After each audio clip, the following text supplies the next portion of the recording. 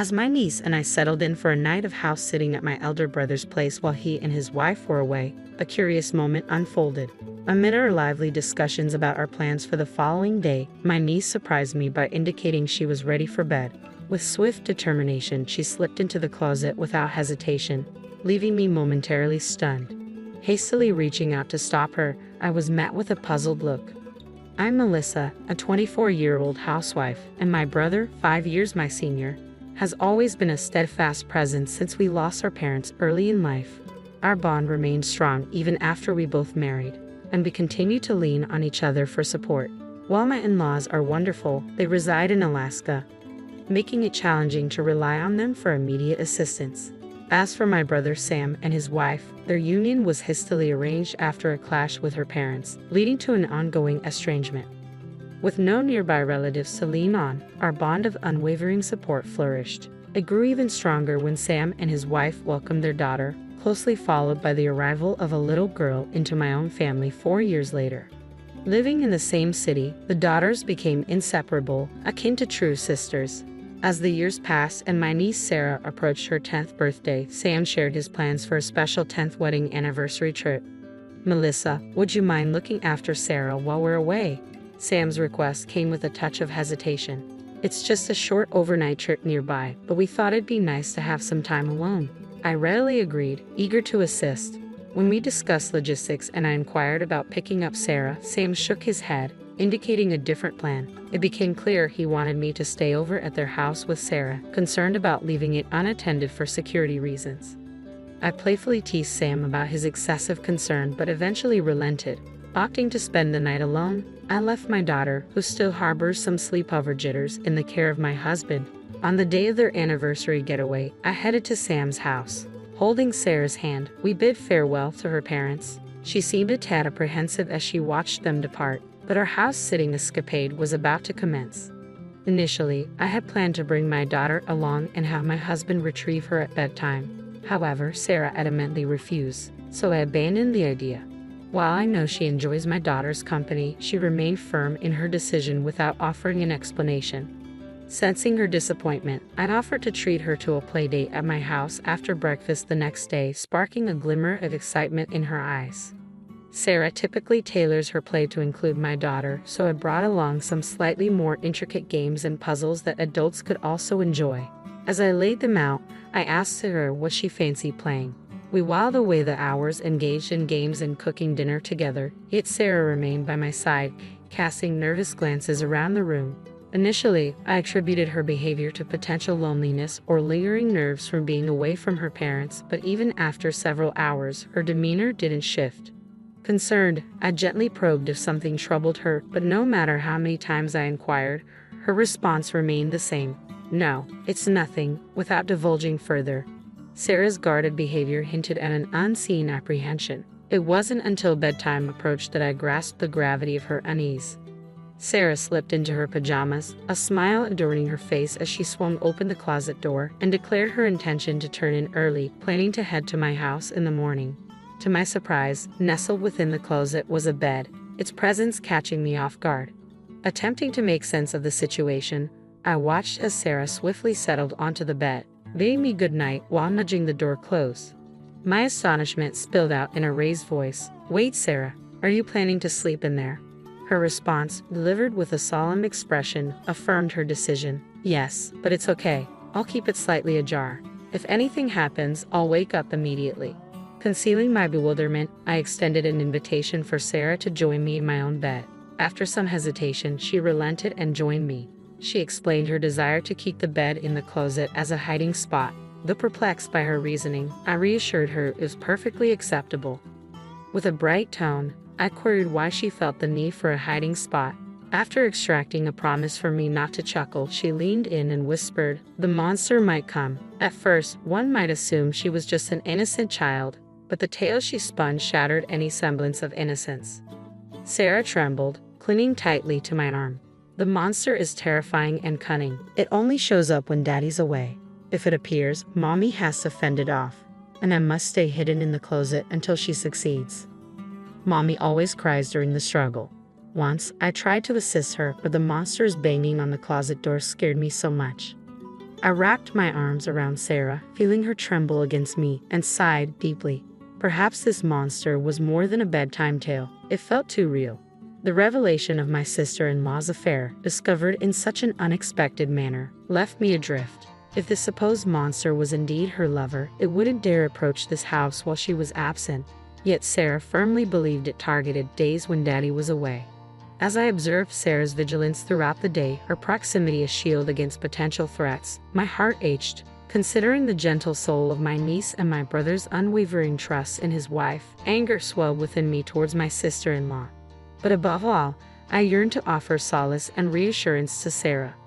I gently clasped Sarah's hand, offering her a reassuring smile. "Don't worry, Auntie's here today.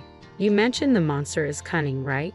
Well, it'll be caught off guard by a stranger like me and won't dare to come near the house. Besides, your mommy, who the monster always targets, is safe with Daddy right now, so it can't harm her." Despite my attempts to ease her anxiety, Sarah remained clouded with worry, unaware of the monster's true identity. With each passing moment, her apprehension grew, fearing an imminent attack. She suggested we seek refuge together in the closet, prompting me to encourage her to share her concerns about the monster. I hoped that by addressing her fears one by one, she would eventually find peace and drift off to sleep. As I listened to Sarah's distressing revelations, I realized I couldn't simply remain idle. Without hesitating, I whisked her out of the house, disregarding her attire, and swiftly drove us home. Upon arrival, I briefed my husband on the situation and coordinated for him and his friends to spend the night at Sam's house. Around 10 p.m., after my husband and his companions had departed, I received a call from Sam inquiring about Sarah's well-being. "Has Sarah already retired for the night? Don't forget to take care of yourself and your family too. Ensure the house is securely locked. Good night," he advised before bidding farewell. After inquiring about Sarah, Sam urged me to ensure the door was securely locked before retiring for the night. His stern warning resonated deeply, and I fought to steady my voice as I assured him. Once the call ended, I glanced at the peaceful slumber of Sarah and my daughter, steeling myself to confront the lurking menace. The following morning, my husband returned from my brother's house, and my emotions swirled with a mixture of fear and anger as he recounted the events of the previous night. Relief washed over me, knowing my actions had been justified. We spent the remainder of the day at home, anxiously awaiting my brother and his wife's arrival to retrieve Sarah. Upon laying eyes on me, my brother's demeanor shifted to stern interrogation. He demanded to know why Sarah and I had departed his house during the night. "Why didn't you stay put as I instructed? I explicitly warned you not to leave. You claim to understand, so what possessed you to return home on your own?" His accusations left me feeling uneasy, prompting me to question how, while on a trip, he was aware of our absence. Avoiding direct eye contact, he reluctantly confessed, "We provided Sarah with a smartphone equipped with GPS." His revelation contradicted his earlier insistence on not leaving the house during our phone call the previous night. If he had indeed monitored the GPS, he would have easily discerned our departure. Suppressing my urge to confront Sam then and there, I maintained a composed demeanor, mindful not to disturb the children in the adjacent room. "By the way, did you have visitors last night?" My brother's tone shifted, his concern palpable. "Two unfamiliar men showed up at your house late. Who are they? Why would they come to a house that's meant to be occupied only by Sarah and you in the dead of night?" His voice quivered, though not from fear of the unknown intruders, but from a different source altogether. As he spoke, it became evident he was treading cautiously, his eyes darting around. "About those men," I pressed for clarification, but my brother's attempts at evasion were interrupted by his wife, Kate. Whether she was anxious about further discussion or for other reasons, she abruptly called for Sarah and declared they were heading home. As Sarah emerged from another room upon hearing her mother's call, Kate seized her hand with an unmistakable force. Abruptly, Sam's demeanor shifted, his words carrying an abrupt finality. "I can't forgive what happened, but we're leaving today," he declared, urging Sarah to depart the room. Despite my efforts to dissuade them, my brother and his wife remained resolute in their decision to leave. Ignoring my pleas, they pressed on without a backward glance. Witnessing Sarah's resistance to her parents' departure, I swiftly drew her close. "What's going on?" Kate's startled cry echoed as she released Sarah's hand, but I shielded the child behind me, creating a barrier between us and the departing couple. Amidst their hostile tirade, my husband and I stood firm, adamantly refusing to surrender Sarah. As they advanced toward us with fury in their eyes, we managed to usher them out of the room, firmly asserting our stance against allowing Sarah to be taken away. Swiftly, a waiting police officer intervened, promptly detaining the agitated couple. Confusion reigned as the officers attempted to contact my brother and his wife. Sam vehemently insisted to the officer that it was we who should be detained, alleging that we had taken Sarah from her home and were holding her against her will. My sister and her husband have abducted her from her rightful place. Please rescue her swiftly, he implored, despite our protests. Our daughter, emerging from the chaos, sought refuge behind me, engaging Sarah in a bewildered conversation, affirming she was not being held against her will. Sam's stern demand for Sarah to accompany him fell on deaf ears as she clung to my side, paralyzed by her father's towering anger. Kate remained silent beside the officer, casting furtive glances at Sam, hinting at an unspoken message intended for him and Sarah. As the officer restrained Sam, who was causing a scene at the entrance, my husband intervened, holding his smartphone aloft. Sensing the tension, I ushered Sarah and our daughter back into the adjacent room, urging them to close the door to muffle any sounds. With their safety ensured, my husband silently played a video he had recorded in my brother's house the previous night. As the footage unfolded before their eyes, a ghostly pallor washed over the couple's faces, betraying the shock of realization. The video unfolded with eerie precision, capturing the quiet turning of the house key followed by the stealthy entrance of two unknown men, seemingly armed with a duplicate key. Their jovial demeanor upon entering, coupled with mentions of my brother's name, sent shivers down our spines. "You guys are ghosts too, huh?" they quipped, followed by a chilling joke about discounted rates, invoking my familial connection. With smirks etched across their faces, they directed their attention to my husband and his friends. Evading direct inquiries, my husband's friend offered a vague response, prompting one of the men to boast about the sum paid, hinting at a close relationship with my brother and his wife. Their unsettling remarks took a darker turn as they casually mentioned their plans involving Sarah. As the camera caught a glimpse of their profile, a sinister aura emanated, rendering them more villainous than any mere monster. From my vantage point, the screen remained obscured, but the chilling audio alone sent shivers down my spine. Following the playback, my husband's friends wasted no time interrogating the intruders, probing into their frequent visits and habitual pairings.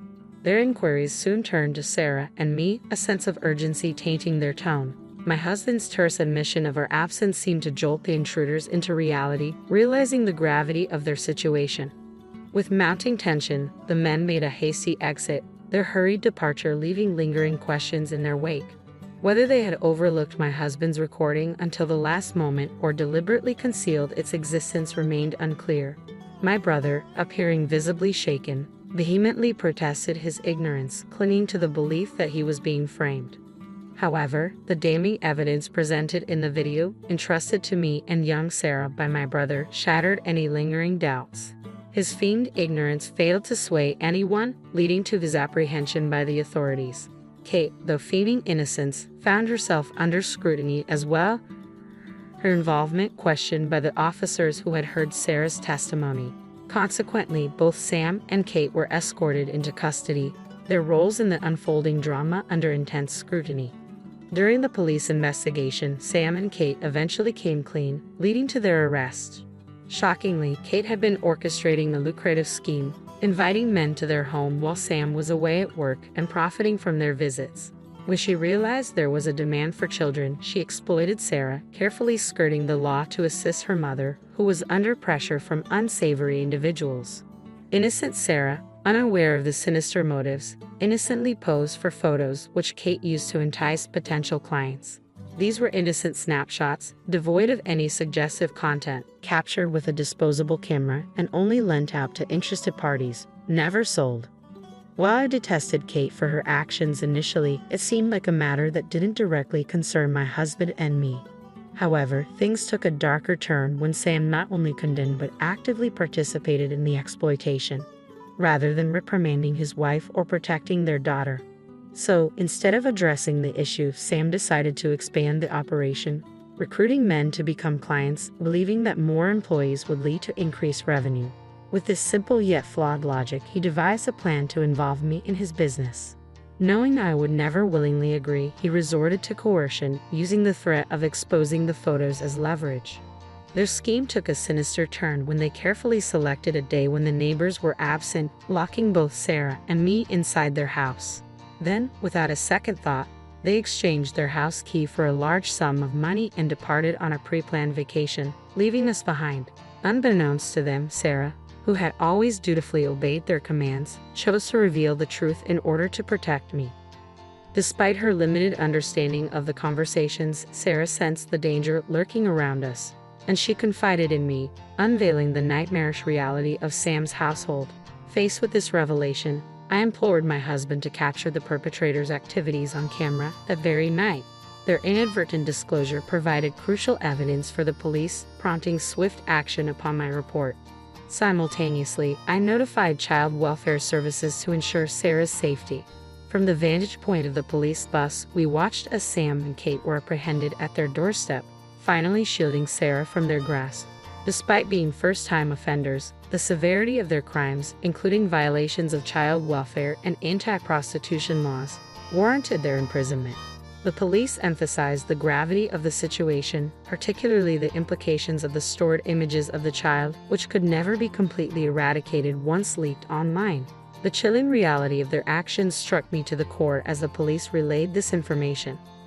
Fortunately, Kate hadn't digitized or sold the photos of Sarah and had kept them securely stored, averting any potential leaks. It's baffling to comprehend how my once kind and dependable brother Sam could devolve into such a monstrous figure. Until then, our relationship had been characterized by mutual support, making it all the more frightening to realize how deeply he had descended into darkness. Despite their arrests, I still grapple with the enormity of their actions. Following Sam and Kate's apprehension, the authorities also interrogated the other individuals involved. Initially, they attempted to claim innocence, arguing that it was merely an attempted crime. However, the discovery of a child's photograph in their possession and the revelation of additional criminal activities confessed by Sam and Kate during the investigation led to their arrests on multiple charges. After dealing with the monsters and their associates, our next concern was Sarah's well-being. With both her parents unfit for guardianship and no family willing to step in, Child Protective Services decided to remove her from their care. While this was a relief, Sam and I faced the harsh reality that neither of us had parental figures, and Kate's family had severed ties. We discovered that if we couldn't find a suitable guardian within Kate's family, Sarah would be placed in foster care. After much deliberation with my husband, we made the decision to adopt her. Sarah held a special place in my heart, and I couldn't bear the thought of parting ways with her.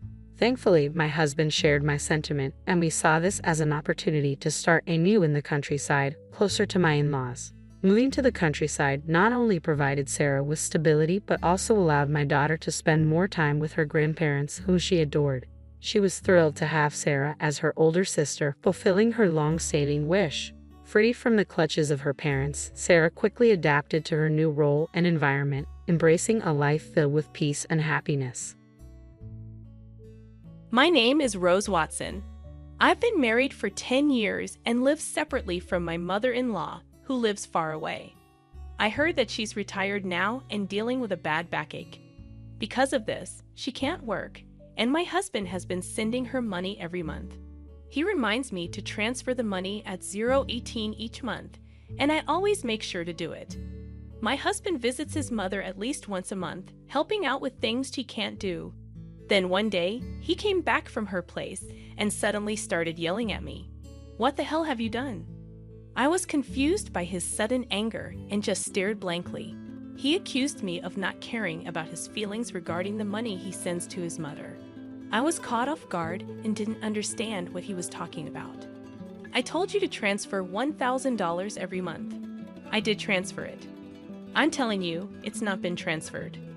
Do you have any idea how hard it is to send that $1,000? I understand. I've had to take part-time jobs and scrounge for money just for that. Knowing all that, why didn't you send it? I did send it.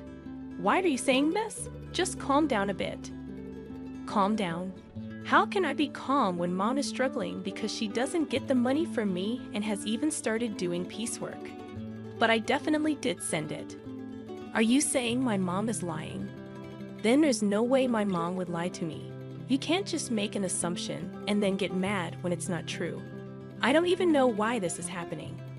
I've been sending her the money you give me every month. Then why is she doing piecework? She's in pain lifting heavy boxes. I don't know about that. I haven't seen it. You never go to my family home. I go every month, but you never come with me. You just don't care about my mom. That's not true. There's no need for me to go every month, and it's so far away. I don't want to waste my only day off. Waste your day off. It's visiting family. How can that be a waste? Well, that's your family. You wouldn't think twice about it. But you don't go to my family's house, did you? Of course not. You married into my family, but I didn't marry into yours. You shouldn't say things like that. It only causes trouble. You're the one causing trouble. I wondered if he even realized what he was saying, just venting his anger on me. I thought the conversation was going nowhere, so I tried to escape to the kitchen, but he was too angry and followed me, running away. Huh? I'm not running away. I just want you to calm down. Maybe we should have a coffee and talk this through. I don't need that. Give me back all the money I've been giving you to send to my mom. Hold on. Why does it have to come to this? What about our kids? I don't care about the kids. I don't need a wife who makes my mom suffer. No matter how much I tried to have a rational conversation, my husband just couldn't stay calm and even stated that he didn't care about our kids. Despite my desperate attempts to make him believe me, hours passed with no progress. Finally, feeling there was no other option, after 10 years together, I quietly responded to his demand for divorce. All right, divorce it is. Kicked out by my husband, I left the house with our child. Make sure you file the divorce papers. Conveniently, he had already prepared the divorce papers, as if he knew this would happen. Though I never imagined I'd have to sign such documents, there was no other choice. I left the house, went straight to the office to file the papers, and decided to stay at my parents' house for now. My child was shocked by the sudden turn of events, but all I could do was reassure them with empty words. It's going to be okay.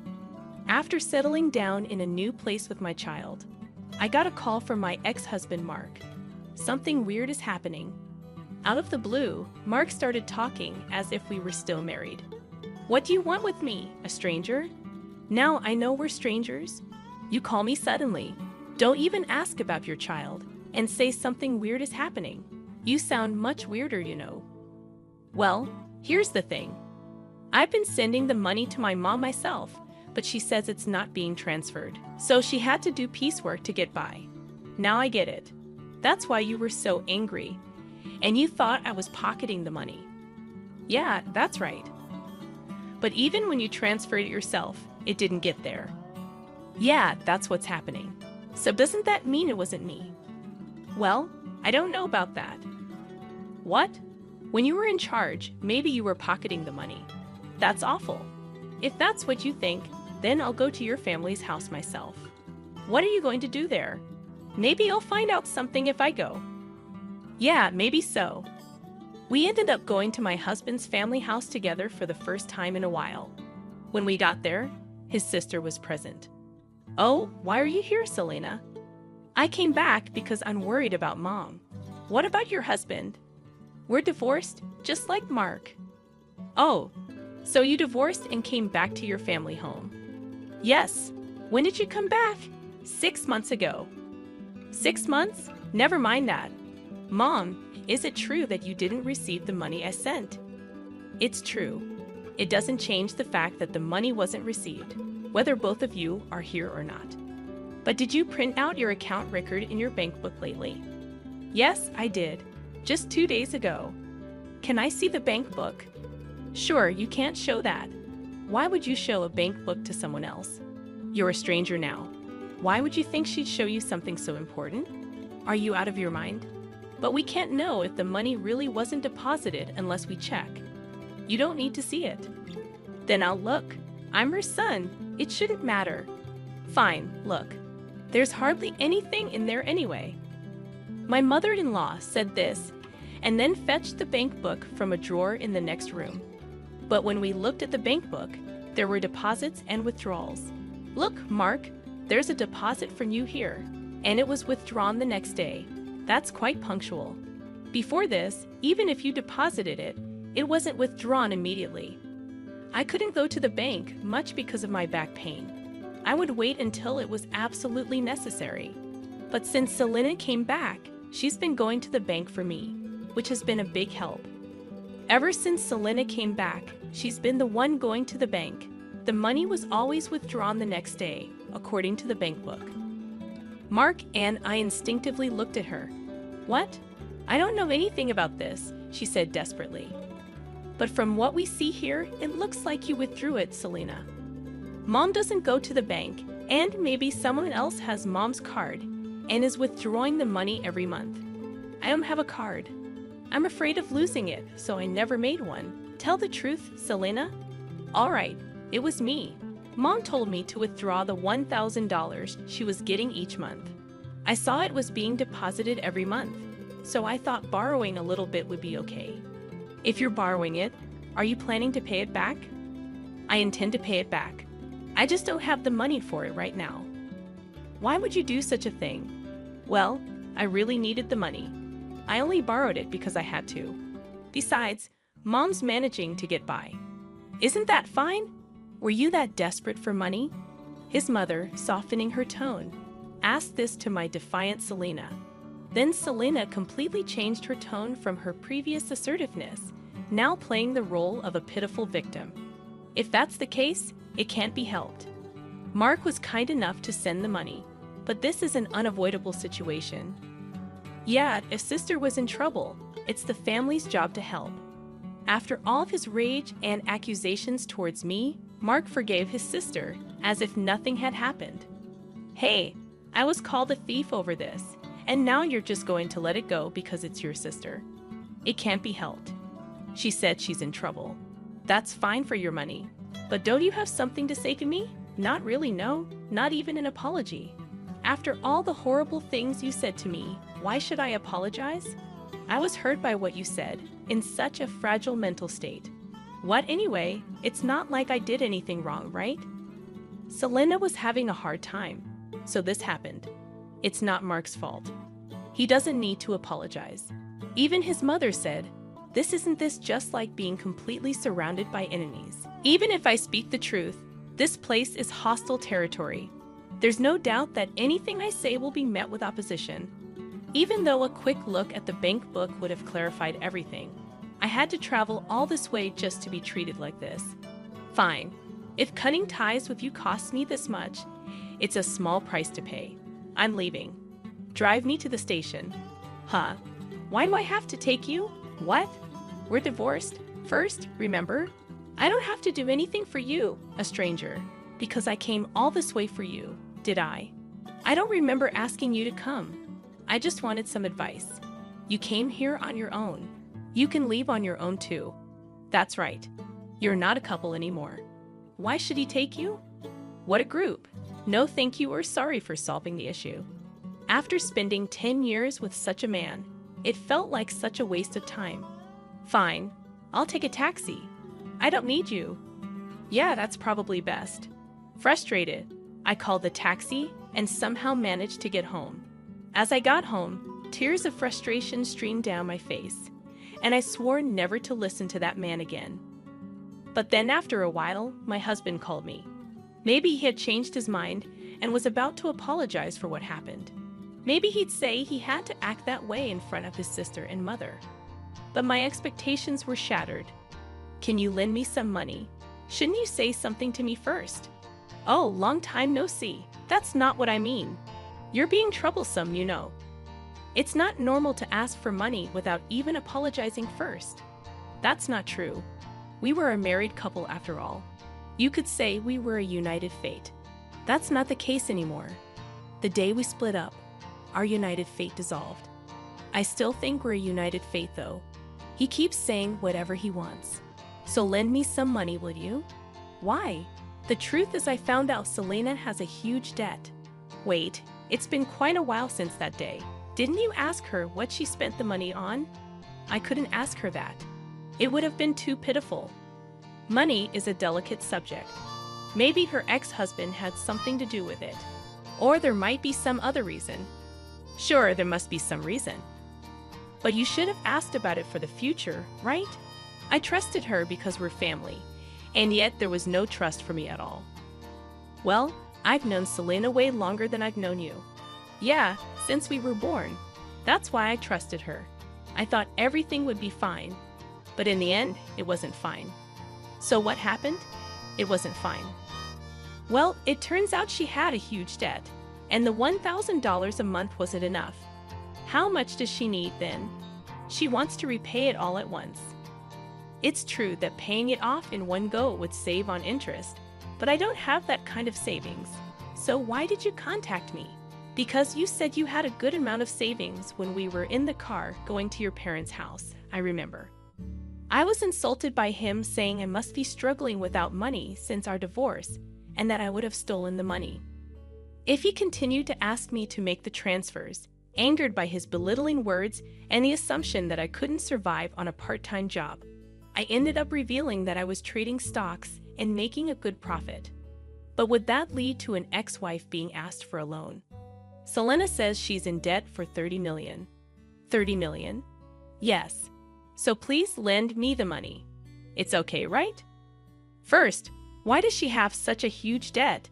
I was curious too, so I asked her. It turns out most of it was from shopping, and is all brand items. She just can't control her desire when she sees them and ends up buying things. And she put everything on revolving credit, so the interest adds up. And she keeps buying more every month. Before she knew it, her debt reached $30 million. She's really careless. Mark, laughing it off. His carelessness is quite careless himself. She didn't understand how revolving credit works. She thought she could just pay a set amount each month, and eventually it would be paid off. I guess I can understand that feeling. I can't understand it at all. How could she take such a risk? And wasn't this the reason for her divorce? Now she finally realized the interest is piling up and is becoming a serious problem. So she came crying to me. But I don't have that kind of money. I told her I couldn't give more than $1,000 a month. Then she suggested borrowing from you. What? Why me? You said we were strangers and you didn't even need to drive me to the station. That's all in the past. The past should be washed away like water under the bridge. What a selfish and convenient way of thinking. Would anyone accept that? So you can afford to lend it, right? Well, yes, I do have that much in savings. Then lend it to me.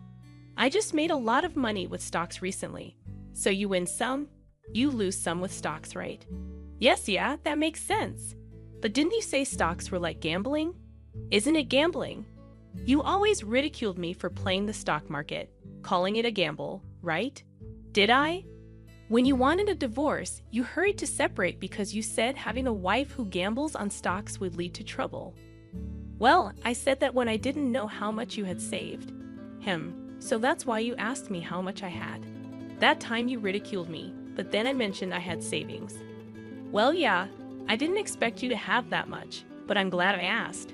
But even at that stage, you still mocked it as gambling. Well, yeah, but that's a small thing. Let's not worry about it. I was foolish. All right, that's not all right.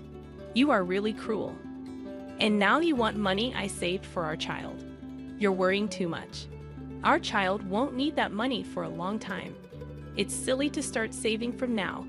Money rots if you don't use it. Money rots. I've never heard of money rotting. Think of this as an investment. It's like investing in me. Why would I invest in you? Just do it. Lending me the money would be the smartest move, right? Look, if I lend you money, it won't come back right. You're still sending $11,000 a month to your mom. Where will you find the money to pay me back? All right, I'll pay back $11,000 a month. Are you crazy? How many years do you think it will take to repay it that way? Don't say that. I really regret it. Regret. Yeah, if we hadn't split up, I wouldn't have to beg you for money now. I have to ask, isn't that unjust? So you're just after my money. No, it's not like that. We don't have love, but we can rely on each other. It feels like I'm only being relied upon. You're so rigid. Thinking like that won't make you happy. We could even remarry. I didn't mind our marriage that much. Wow, I do mind. I don't want to be with someone who can't apologize. Fine, I apologize. Sorry. Is that good enough? What are you apologizing for? Explain in 400 characters or less what you did wrong. Ah, I just apologized because you said so. Pathetic. Don't ever call me again. Why? I apologized, so will you remarry me or help me? My sister is suffering. Shut up. Go to hell. Saying so, I forcefully ended the call and blocked his number. Later, I heard from mutual friends that Mark, despite saying it was impossible, couldn't refuse Selena. Being not only constantly nagged by Selena, but also persuaded by his mother to help. Consequently, he ended up borrowing money from a consumer finance company to repay her debt in full. Everything was settled. Assuming Selena would work and gradually repay the debt, they thought so. However, far from working, she resumed her shopping habits. Despite having suffered before, she again made purchases on revolving credit. This burden eventually fell directly upon Mark to handle. When they confronted her about why things turned out this way, she reportedly said, "I never intended to buy anything. By the time I realized it, I had already processed the credit." Mark and his mother, naively believing Selena's words, just accepted, saying she must be sick. They neither devise any solutions nor take her to a hospital. Despite thinking she is ill while saying this, Selena, wearing expensive clothes and jewelry, is reportedly laughing over tea with friends, saying, "Really, Mark is so easy to manipulate." Eventually, they couldn't escape the debt and had to sell their family home. Now Mark, his mother, and Selena ended up living together, but they couldn't afford the rent for the apartment they used to live in. So the three of them moved. Apparently, their life is quite difficult now. It seems only Selena is enjoying herself, but neither Mark nor his mother realize this. On the other hand, I continue to profit from the stock market and now live a comfortable life in a spacious apartment with my child. Everyone harbors one or two secrets they'd rather keep hidden. I'm no exception. Back in the day, I was quite the wild child. Losing my parents at 15, I quickly went astray and joined a gang of troublemakers. Thanks to my dad's insistence on teaching me wrestling since childhood, I gained a reputation for overwhelming strength, surpassing even the boys. However, my life in that world came to an end after meeting a certain person. But living such a life inevitably accumulates lingering issues. Now, at 35, my name is Nancy. I live as an ordinary housewife, working at a local supermarket. With my light makeup and quiet demeanor, no one would guess that I once wore flashy makeup and rode around on motorcycles. Yes, I was a member of a delinquent group and even the leader of a ladies' gang. But then I met my husband, Joshua, and everything changed. It all started 10 years ago during a clash with a rival gang when Joshua unexpectedly intervened. That gang used to start fights at every gathering, and one day, a particularly fierce brawl broke out. Joshua joined in to save his brother, a member of the rival gang. As members of both groups fell, Joshua and I were the last ones standing. I even remember Joshua laughing at his mistake, realizing his brother wasn't even there. His dignified appearance somehow struck me, and I found myself speaking to him. "Hey, you're pretty cool. I mean, really, looking like this, you must have some strange tastes. Were you calling out for someone named No? Did you find him?" I asked. "No, it turns out my brother wasn't here," he replied. That's how our slow, private conversation began. Joshua's brother, it seems, was an irredeemable delinquent. Joshua had even taken up boxing to try to reform him.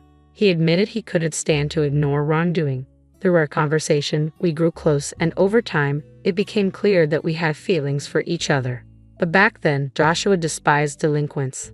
Despite our mutual attraction, my involvement in the delinquent world prevented our relationship from progressing. Finally, Joshua said that if I left the gang for good, he'd want to be with me. Tired of the senseless fights, I took the opportunity to leave the group. We started dating and got married 5 years later. The group I was part of disbanded, crushed by a rival faction 2 years after. After marrying Joshua, I underwent a complete transformation, evolving into a calm and graceful woman. However, our peaceful life was recently threatened by a certain neighbor, Joshua's sister, Sonia. and her husband. One morning, as I was seeing Joshua off to work, the doorbell rang. Who could that be? I thought, and I decided to check. The next moment, Joshua looked surprised. It's Sonia, he mentioned, referring to his sister, whom I had met once at a family dinner. Hey, Joshua, we've moved next door starting today.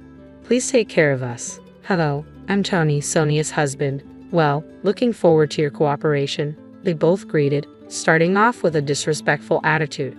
But since Sonia was Joshua's sister, I couldn't be too confrontational. We got along well with the in-laws, so I didn't want to cause unnecessary trouble. However, it turned out that Tony was the person who lured Joshua's brother, Noah, into the delinquent world. They both went to the same high school and were a year junior to Joshua. Joshua turned 34 this year, so they must be 33. Sonia, 3 years younger than Joshua, should be 31. Too bad about your brother, huh, Tony? Sonia remarked. I don't care about Noah anymore, even you, Joshua, she continued. Joshua was visibly angry. His brother had passed away due to a fight. Joshua's brother and sister apparently never got along well. Sonia felt neglected in favor of her brother and developed a rivalry, which eventually extended to Joshua as well. Joshua once mentioned how difficult it was to deal with his sister, preferring to focus only on his brother. Like me, Sonia was also a former member of a delinquent group. Unlike her, Noah was forcibly recruited by Tony. Seeing his siblings' transformation, Joshua probably grew even stronger in his sense of justice. As the three of them glared at each other, I spoke up from behind Joshua. Joshua, you need to leave for work soon. He snapped out of his reverie. Oh, right, running away, he muttered, remembering his responsibilities.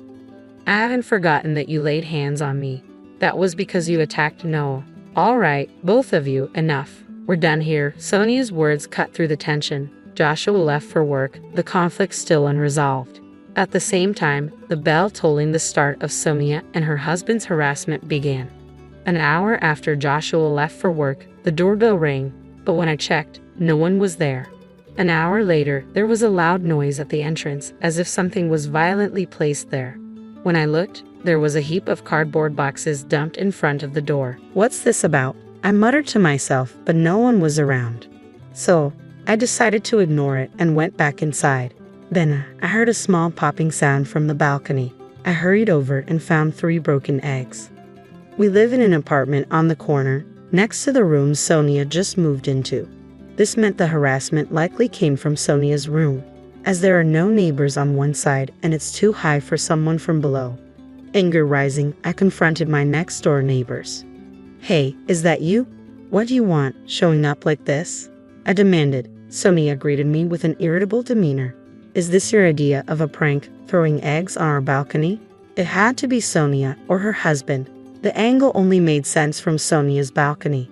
But Sonia glared at me, replying, What? Don't be absurd, lady. You got proof we did it. Make false accusations and I'll call the cops.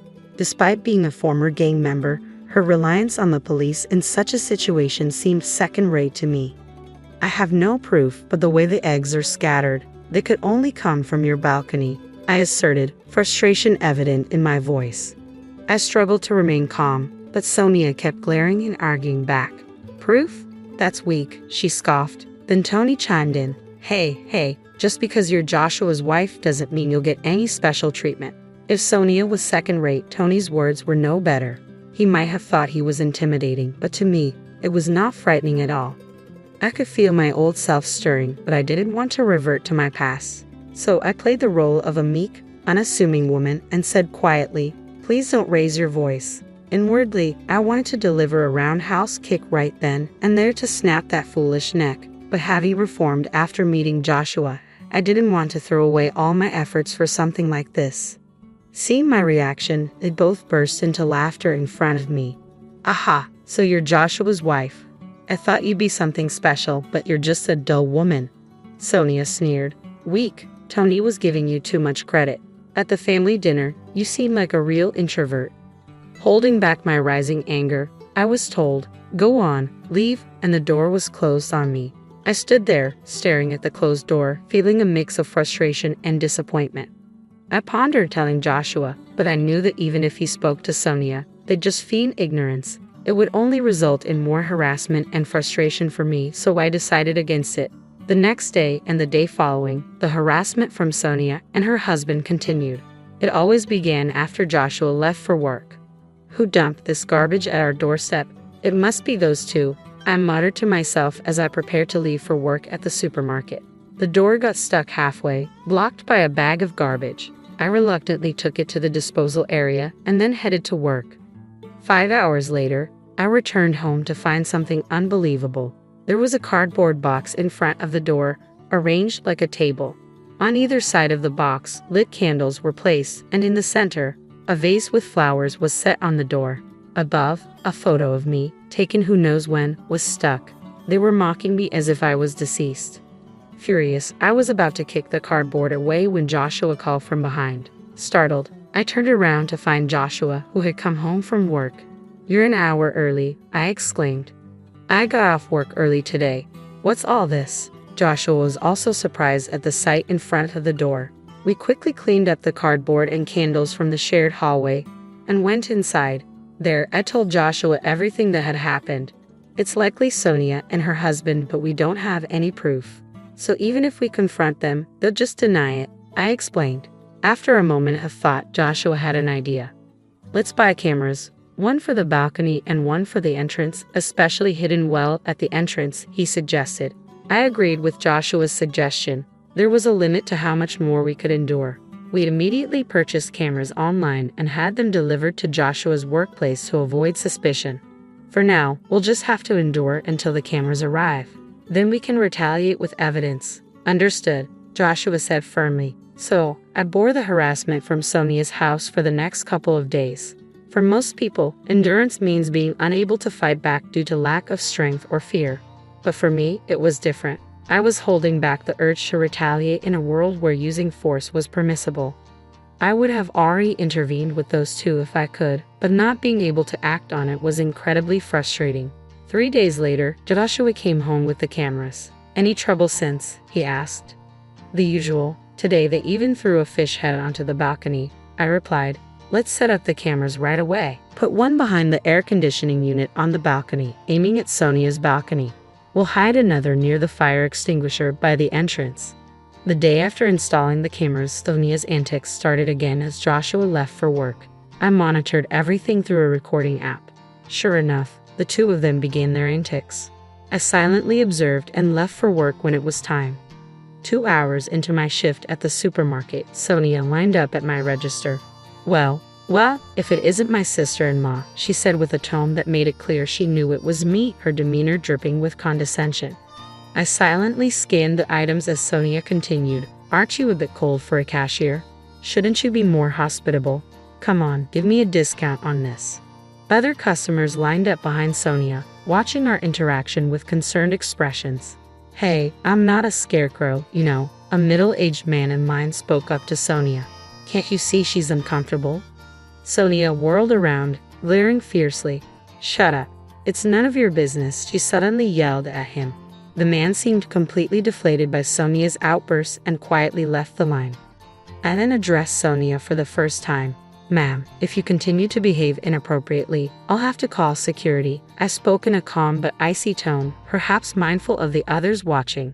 Sonia retorted, "Geez, it's just a joke." So disappointing, and left the store, abandoning her items halfway through the transaction. The other customers stared in astonishment. My anger was just about to boil over when I returned home after work. There was a notice on the door. "Useless cashier." That was it. I couldn't take it anymore. I ripped off the note in frustration and waited anxiously for Joshua to return.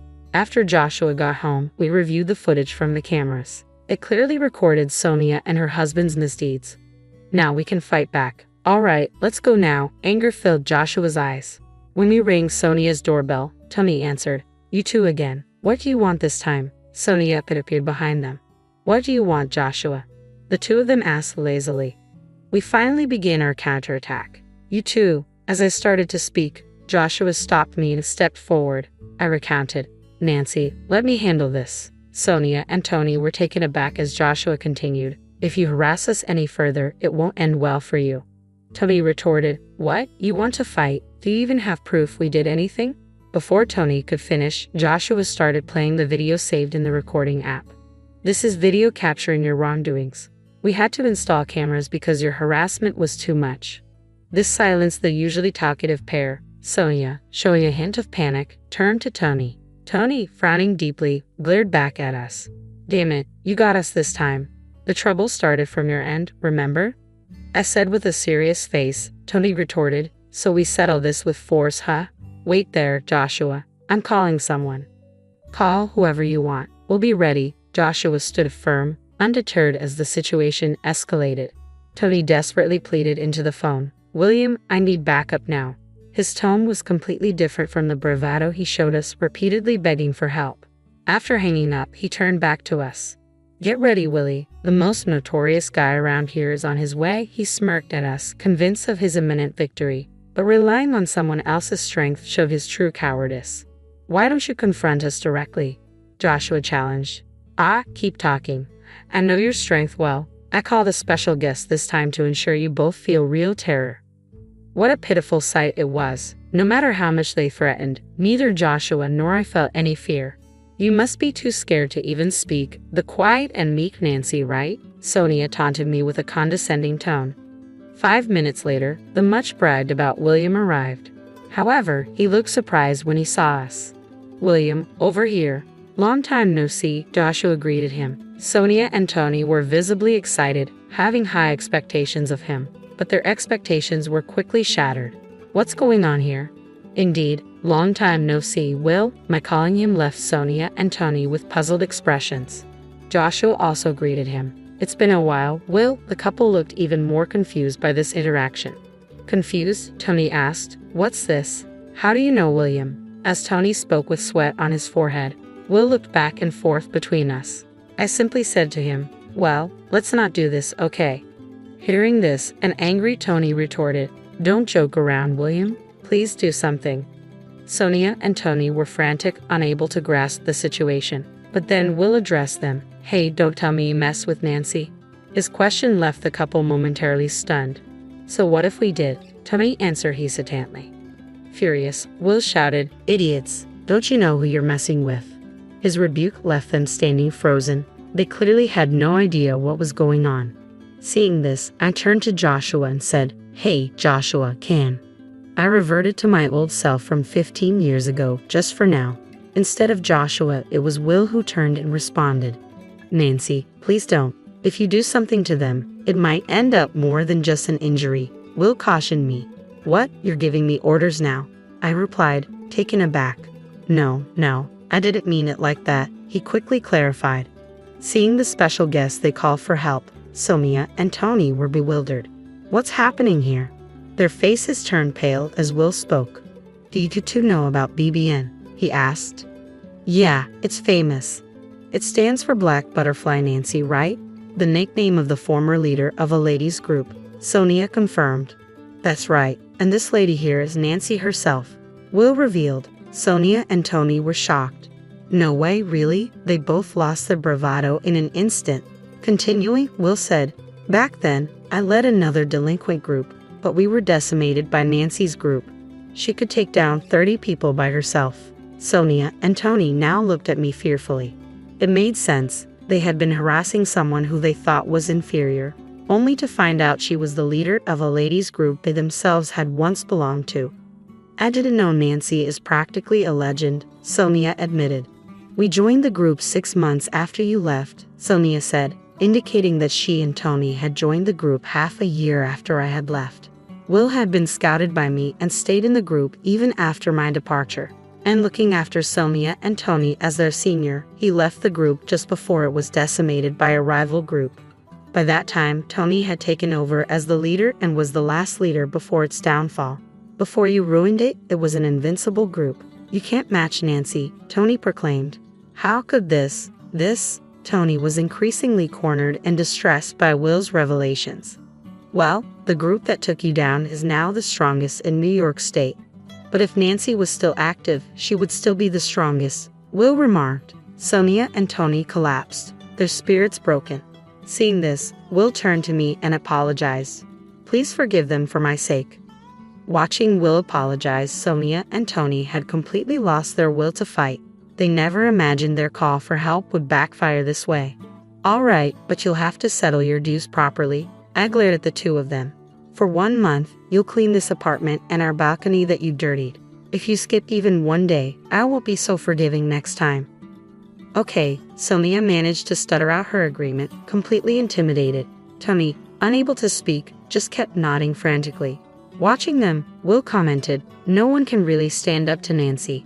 Hearing this, the silent Joshua finally spoke, "But I hate delinquents. If Nancy hadn't reformed, I wouldn't be here." Looking down a bit, Joshua said softly, and I peered up at him. "Don't worry, I won't show that side of me again." Will burst into laughter at this scene, and we all ended up laughing together. Will and Joshua knew each other because the three of us had met after I left the group. We bumped into Will while on a date and had tea together. "Well, now that's settled, why don't you come over for dinner?" I suggested. We three left Sonia and Tony slumped by the entrance and headed to our apartment. Before entering, Joshua added, "Sonia, you're my sister, so I'll let this slide just this once. But there won't be a next time." Watching him, I wondered if he too was hiding the same fighting spirit as us. From that day, the harassment from Sonia and her husband completely stopped. As promised, I continued cleaning our balcony and the common areas of the apartment, though just delinquents doing chores. Other residents sometimes looked at them curiously, but that soon stopped. After a month, Sonia and her husband left the apartment without a word. Even Joshua, their blood relative, didn't know where they went. They probably left feeling awkward about staying in the same place. We had no reason to get involved further and thought they finally made a wise decision. Finally, we had our peaceful life back. Though neighborhood troubles are common, I never thought I'd be directly involved. At least it was resolved amicably. I have a past I'd rather keep hidden. Joshua has kept it secret all this time. I'm not ashamed of all my past, but I have reflected on my mistakes. I just want to cherish my life with Joshua now, and I hope to live without ever showing my true nature to anyone again. That's all I'm thinking about now.